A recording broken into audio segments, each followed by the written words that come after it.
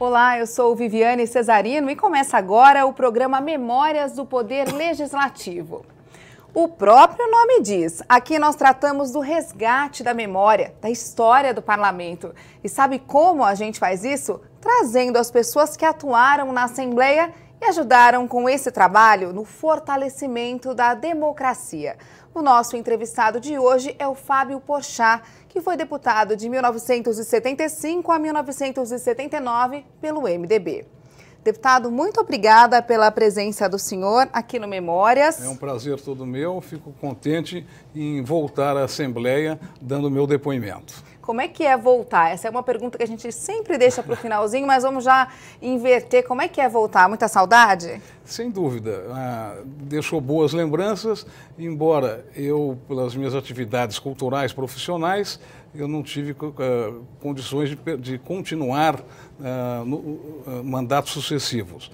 Então, eu deixei a deputância, onde, aliás, eu sempre militei pelas artes e pela cultura de São Paulo, e voltei-me então à coordenação como empresário cultural, de outras atividades culturais laicas. E essas atividades, eu fui então presidente da Academia Latino-Americana de Arte, e essa academia me envolveu de tal forma, porque nós temos que mostrar toda a cultura paulista e brasileira para outros, além de em todos os estados brasileiros, inclusive para outros países latino-americanos.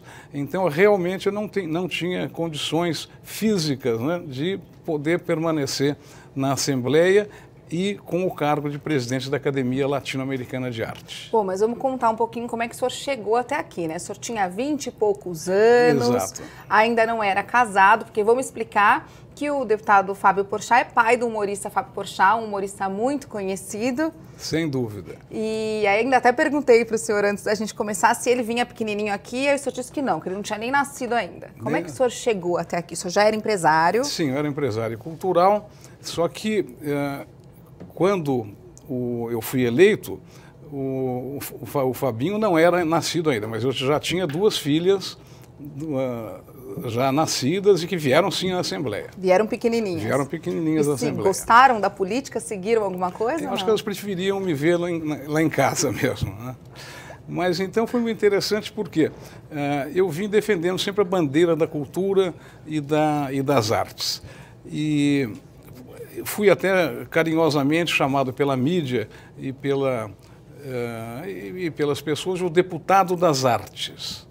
E isso, então, foca com bastante intensidade todo o caminho que eu percorri dentro do meu mandato, sempre na defesa da cultura e das artes paulistas e brasileiras. Como é que o governo estadual trabalhava a cultura naquela época? Quando o senhor chegou aqui, a gente ainda vivia um período de ditadura, onde a cultura passava muitas vezes pela censura. Uma censura bastante pesada. E nós conseguimos, às vezes, burlar um pouco a censura. Como, deputado? Os censores não tinham um alto espírito de compreensão cultural. Então, não era tão difícil driblá-los, né? E o fato é que conseguimos, em diversas vezes, aconteceu que, muitas vezes, eu era muito amigo do Chico Buarque, desse pessoal todo que era censurado, e eu então conseguia, por vezes, vamos dizer, ludibriar os censores parcos de cultura e conseguir, então, fazer com que esses projetos artísticos e culturais passassem desapercebidos e isentos da censura. E dava certo? A maioria das vezes deu. Depois, quando descobriam, então, eu não tinha medo não, mas a minha família tinha medo da repreensão. Mas eu realmente nunca aconteceu nada comigo de terrível nesse setor, né? Mas eu fiquei terrificado, sim, porque aconteceu com outras pessoas, né? Uhum. E aí, os artistas procuravam o senhor? Como é que funcionava? Procuravam Sabiam muito. que o senhor era essa... Procuravam muito. Tinha essa coragem, vamos procurar o deputado que ele facilita. Sempre, os artistas procuravam muito. Eu sou muito amigo até hoje, um grande amigo meu que me procurou muito na época, recentemente falecido, o Jair Rodrigues. Inclusive foi velado aqui na Assembleia. Foi velado aqui na Assembleia, exatamente, eu estive aqui. E, enfim, com ele diversos outros artistas, né? E não somente cantores, mas artistas de todas as áreas, as secções, de artes plásticas, de teatro, de cinema. Cinema, aliás, é a minha carreira. Eu sou cineasta e documentarista, e sempre nessa época que eu vim fazer a campanha, eu fui eleito por essa classe, principalmente a do cinema, mas das artes em geral. Então foi muito interessante porque nós frequentávamos naquela época muito o Clubinho dos Artistas, que é um clubinho espetacular, uma coisa importantíssima para a política brasileira, não é? Esse clubinho que era aqui em São Paulo. Muito bem. E nas conversações todas que lá nesse clubinho havia, um dia o Di Cavalcanti estava aqui em São Paulo, nem voltava em São Paulo, eu voltava no Rio, mas estava em São Paulo, e junto com o Almeida Salles, junto com outros intelectuais, eles resolveram me lançar candidato a deputado estadual. Ah, foi assim que aconteceu, então? Foi bastante interessante, porque eles fizeram na hora um manifesto super bacana. Eu tenho esse manifesto com um carinho enorme até hoje. O senhor guardou até hoje? Tem, mas isso é fantástico, porque é histórico. Eu tenho assinaturas de apoio à minha candidatura. Então, começa com o Di Cavalcanti, o Almeida Salles que eu falei, depois tem Walter Levi, o Rebolo Gonzalez, o Penac, o Clóvis Graciano, na música o Diogo Pacheco, e, enfim, tem uma infinidade de grandes artistas da época que me apoiaram. E isso ocorreu, então, dessa maneira, e então foi um prato cheio para os jornalistas. Então, porque eu tinha esse documento, esse abaixo-assinado com essas assinaturas importantes. Eu não era importante, mas eles eram importantes. E eles me fizeram importante por sendo eu o porta-voz desses grandes líderes da cultura brasileira. E desta forma, então, a imprensa achou interessante e me prestigiaram muito, e vinham na minha casa, queriam o documento, mostrar os documentos, aquelas assinaturas importantíssimas todas e tal. Então eu tive uma mídia espontânea muito grande. E dessa forma consegui me eleger, então. É uma mídia e uma responsabilidade tanto, né, deputado? Exatamente, a responsabilidade que no momento não me pesava, porque eu ia com desenvoltura, eu militava naquela... Jovem, né, 20 e poucos anos. Hoje eu fico preocupado se eu não tivesse feito o que fiz pelas artes, né? Eu falei, puxa vida, mas de qualquer maneira eu fui, felizmente, reconhecido por esses amigos nossos. Alguns já morreram, o Gustavo Rosa, que assinou também o documento, faleceu agora, lamentavelmente. Nós estamos... Mas, de qualquer forma, toda a comunidade cultural que compõe a cultura brasileira reconhecem que eu cumpri a minha missão. Quer dizer, colocaram uma responsabilidade, escolheram o nome do senhor, colocaram essa responsabilidade no colinho do senhor e o senhor nem teve como falar, não, obrigado. O senhor abraçou. Exatamente, exatamente. E aí chegou aqui. Com ímpeto juvenil e romântico, né? Porque eu não sabia que era idealista, né? Eu não sabia que era tão difícil ser eleito deputado. Se eu soubesse, talvez eu recusasse. Foi difícil, deputado? Conta pra gente. Sempre é difícil, né? Ser eleito é muito difícil, mas de qualquer maneira é altamente gratificante, isso que é o principal. E principalmente quando você tem o reconhecimento daqueles que te elegeram. Então o senhor chegou com essa intenção, né, de representar essa classe artística, os amigos do senhor, Exatamente. Quem tinha depositado toda essa confiança no senhor. Mas como que foi essa chegada? Porque é um ambiente político, é um ambiente mais sério, é um ambiente menos descontraído. A gente vivia numa ditadura. Sem como é que dúvida. o senhor chegou aqui? Quando eu cheguei aqui foi interessantíssimo, mesmo porque eu usava um cabelo mais comprido. Cabelão. Né? Então, foi uma espécie de escândalo aqui na Assembleia quando eu cheguei, mesmo porque eu cheguei um dia sem gravata. Sem gravata. E o pessoal falou, não, mas não pode entrar no plenário, tem que ser. Daí, um amigo meu que trabalhava, que era funcionário aqui na Assembleia, me emprestou a gravata e o paletó, e eu entrei de sandália mesmo, mas gravata e paletó. Então o senhor chegou cabeludo e sem gravata aqui na Assembleia. Sem gravata. Já dizendo assim, cheguei para polemizar aqui. Aliás, olha que interessante, esse amigo meu que emprestou a gravata, aliás, é meu amigo até hoje, grande amigo, é o Pedro Menin, que é desembargador. O homem da gravata que fez o senhor entrar no plenário a primeira vez. Assembleia. Então foi aquela juventude, cresceu, se estabeleceu como líderes nas suas respectivas sessões culturais e eu, após isso, eu voltei então sem o mandato, voltei a participar dessas atividades que sempre nortearam a minha vida profissional. Uhum. Mas aqui, como é que era o trabalho? O que vocês buscavam na época? Era um espacinho de liberdade? Era essa questão de procurar aí uma brecha para se expressar? Olha só, coisa interessante. Hoje, a Assembleia Legislativa de São Paulo tem uma das mais importantes pinacotecas, das maiores pinacotecas. Nós temos aqui esses quadros. Naquela época, não só não havia, como era proibido haver obras de arte na Assembleia. Assim, pelos corredores? Assim? Não podia. Então, eu fui o primeiro inclusive eu cheguei a primeiro secretário da Assembleia.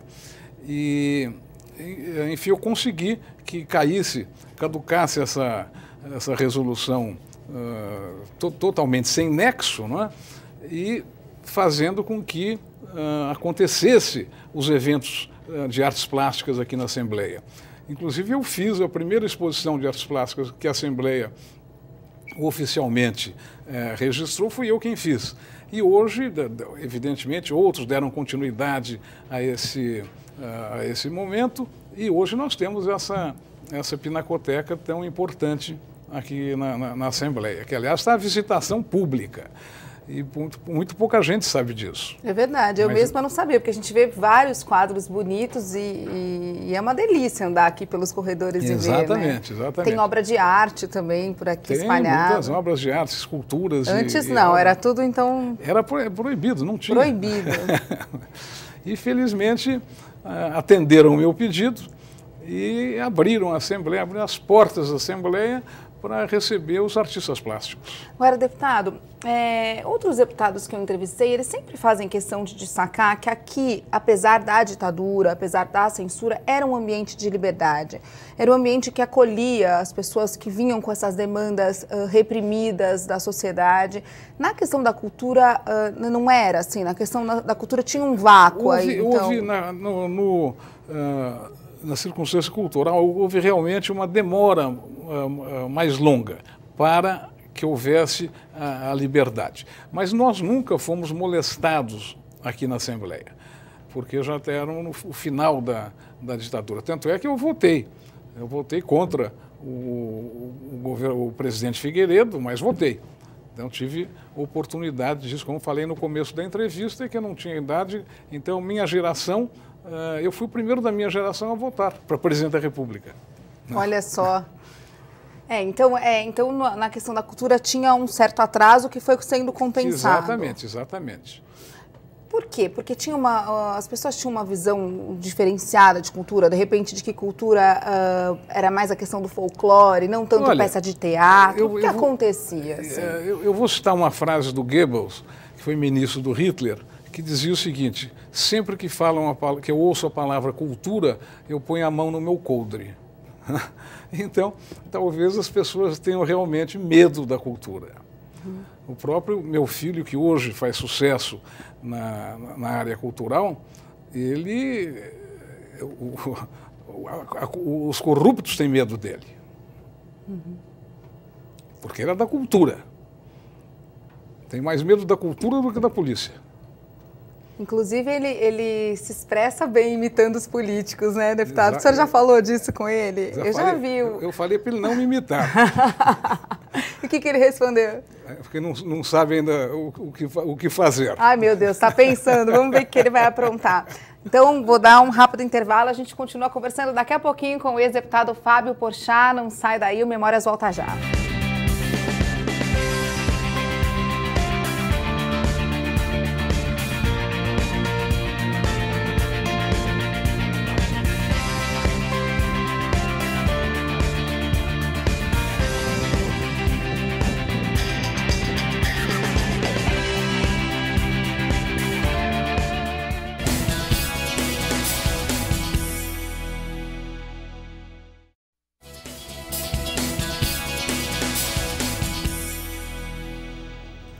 O Memórias está de volta e a gente continua conversando com o ex-deputado estadual Fábio Porchat, o pai do humorista Fábio Porchat, mas que também tem uma história enorme de defesa da cultura que a gente está contando hoje aqui no nosso programa.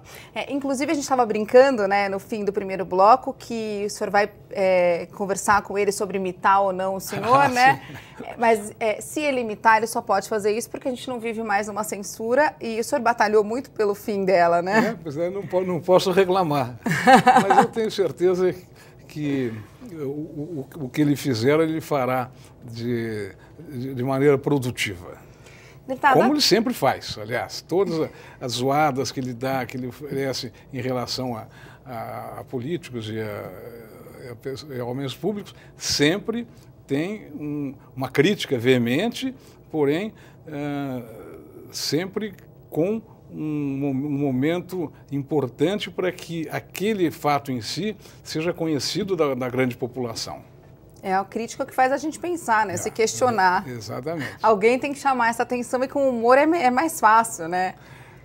Aliás, na realidade, o Bernard Shaw dizia que é mais difícil fazer uma comédia do que um drama. E ele é um dos mais importantes dramaturgos de todos os tempos, né? Deputado, então aproveitando essa questão do humor, que eu queria que o senhor puxasse aí na recordação, quando o senhor chegou cabeludo, sem gravata, pediu a gravata emprestada, representando esse monte de artista que acreditavam no senhor, que queriam o fim da censura, o senhor encontrou um ambiente mais sério, isso é fato, né? Sem dúvida. E o senhor levava essa questão do humor? O senhor é engraçado também, assim? Menos que o Fabinho. Mas, de qualquer forma... Dava para levar as coisas assim, menos sérias assim? Eu sempre tenho muito bom humor, aliás, eu acordo de bom humor. Às vezes as pessoas que não têm tão bom humor ficam bravas comigo. Você acorda de bom humor? Acorda muito feliz para o meu gosto, Mas, de qualquer forma, eu sou bem-humorado.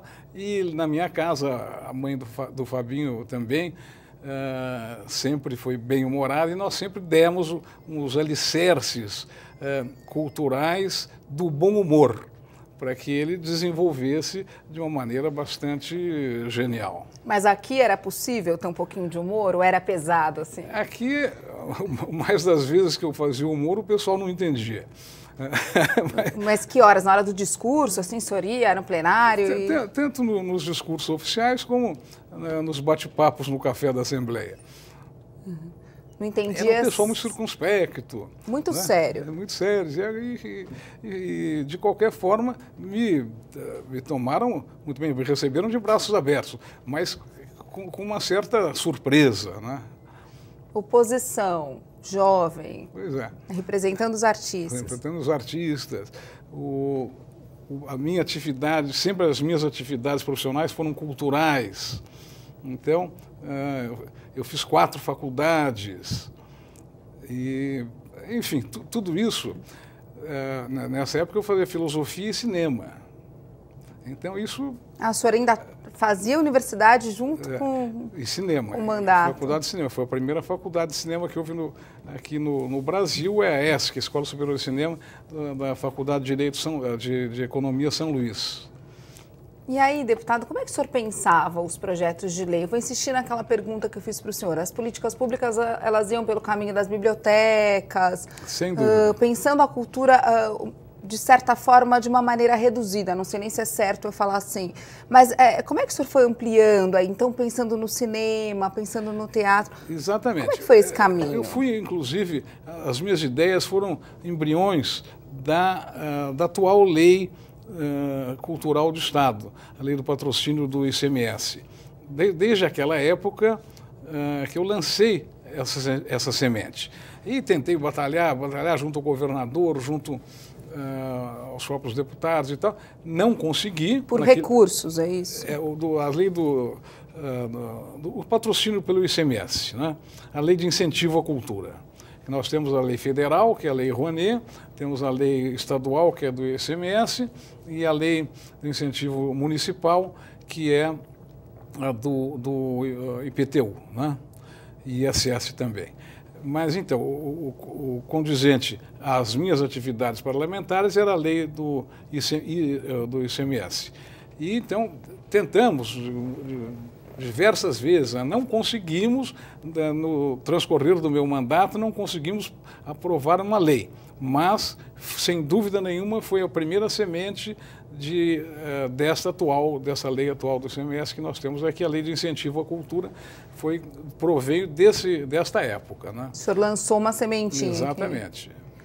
Era questão do recurso, então já pegava, né? Já era o pessoal achava meio estranho isso, né? E eu fazia cinema também, então tentei implantar uma lei de apoio ao cinema paulista. Né? E também não tive isso.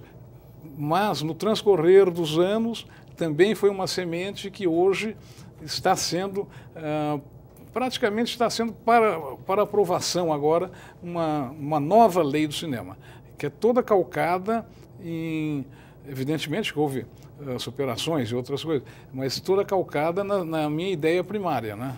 Qual que era a ideia também de recurso, de obter recurso para a produção de filmes aqui no Estado? Do Estado de São Paulo.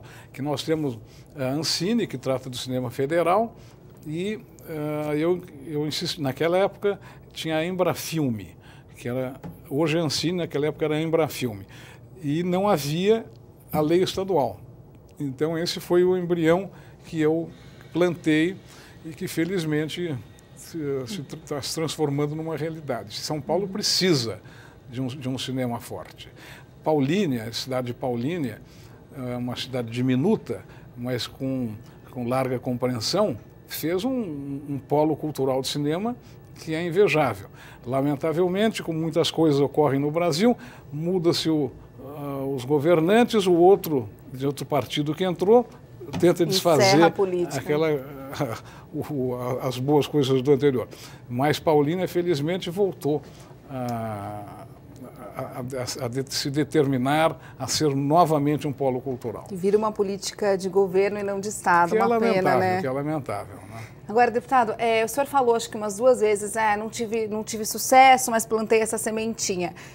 Então, mesmo que as coisas dessem errado e algumas coisas deram, depois elas deram certo. Exatamente, então. Isso que me alegra. Né? É porque ninguém, então, tinha levantado essa bandeira até então? Até então, não. Até então, na Assembleia, não. Entre nós, os intelectuais, os cineastas, os artistas, sim, nós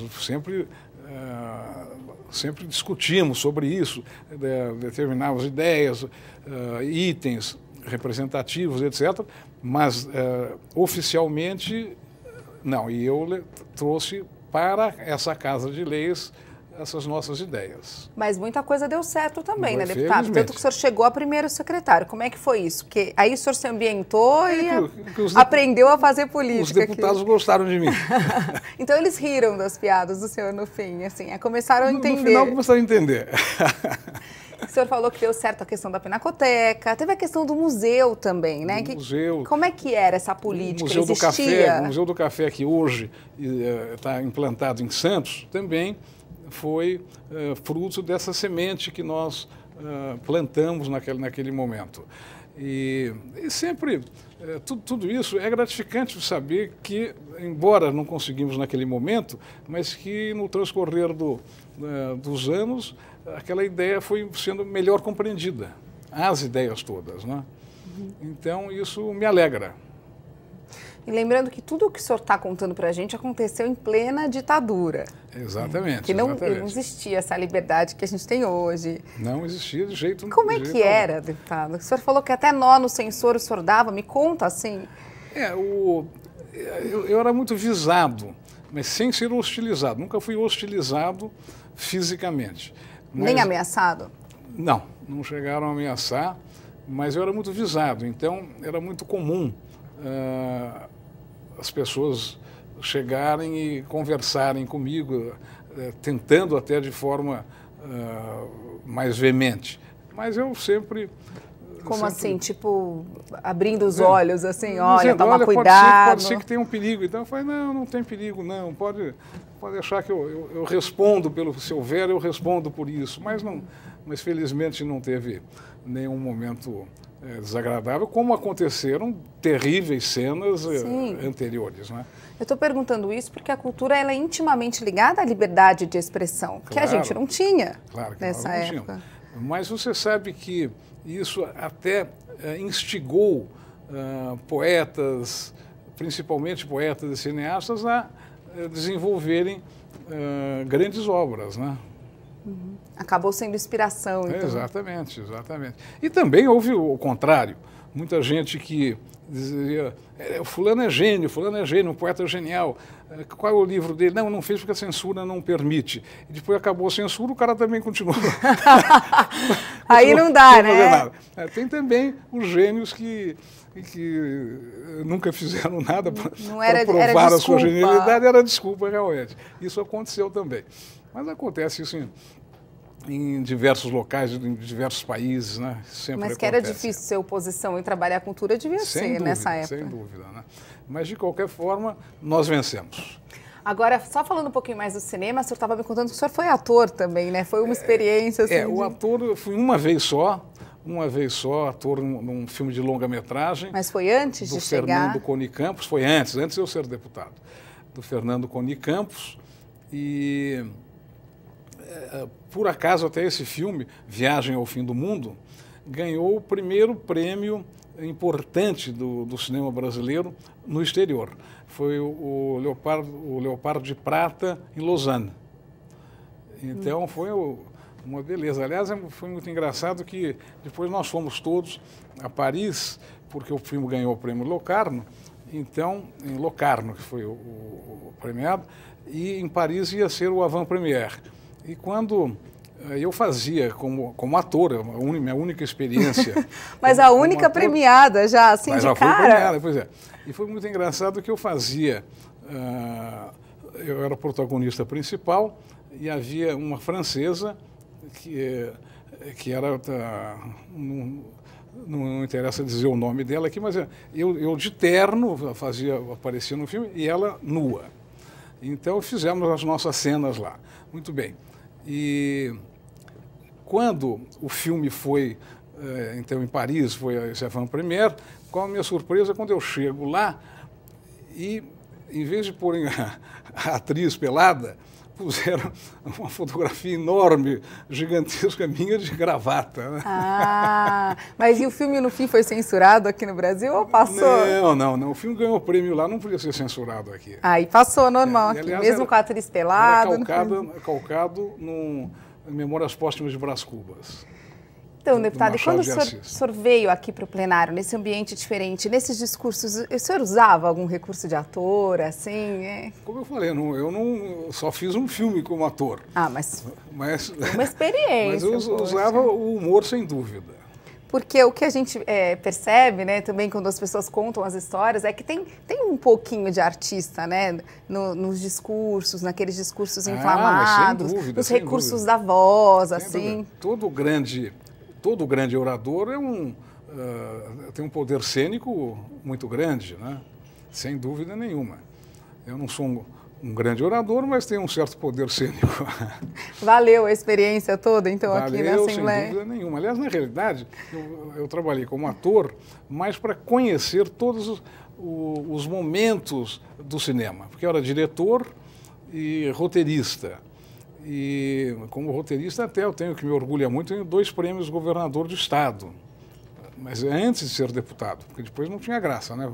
De sendo deputado e ganhar o prêmio de governador do Estado, não veio. Antes eu tinha 2 prêmios de governador do Estado de cinema, de roteiro cinematográfico e um de poesia. Eu também sou poeta bissexto. Deputado, e como é que foi quando o senhor terminou o mandato aqui? O que o senhor levou da Assembleia de experiência para a vida toda? O senhor continuou como Sem empresário dúvida, das artes? Sempre continuei, mas carregando uma bagagem política. A política é extremamente necessária para o bom transcorrer das artes. E, então foi para mim uma experiência altamente positiva aqui na Assembleia. E que eu levei, sem dúvida nenhuma, essa importância, eu levei para a minha vida. Levou para a vida toda? Para a minha vida pessoal e como empresário cultural também. Veja bem, um dos projetos bacanas que eu fiz e que eu me orgulho muito, eu reestruturei a Casa da Fazenda do Morumbi, aqui em São Paulo. E por que consegui isso? Porque, por eu ter sido político, eu era amigo do Fernando Henrique, o Fernando Henrique me apresentou o Francisco Wefor, que era o ministro da Cultura, que me deu aliás, um grande ministro da Cultura, e que me deu todas as facilidades, os recursos para que eu pudesse, então, via Lei Rouanet, transformar a Casa da Fazenda do Morumbi, que estava depauperada, caindo mesmo, no que é hoje, que é um dos ícones, um dos cartões de visita de São Paulo. Tá certo, deputado. Vamos então para mais um rápido intervalo? Sem dúvida. Daqui a pouquinho a gente volta então com mais memórias, não sai daí, até já.